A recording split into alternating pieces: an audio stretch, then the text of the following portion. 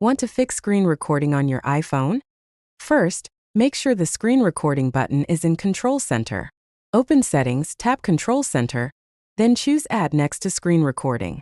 Swipe down from the top right corner to reveal Control Center, and look for the concentric circle icon. Tap it to start recording. If it still won't work, move on to the next steps.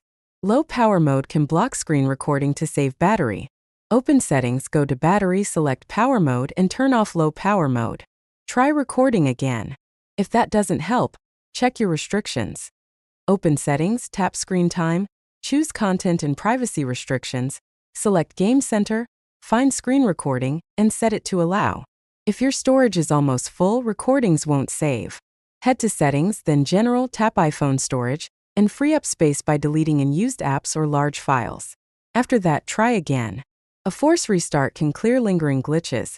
Press and quickly release volume up, press and quickly release volume down, then hold the side button until the Apple logo appears.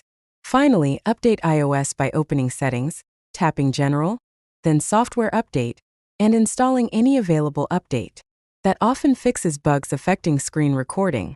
If this helped you, tap like, share your go-to iPhone tip in the comments, and subscribe for more quick fixes.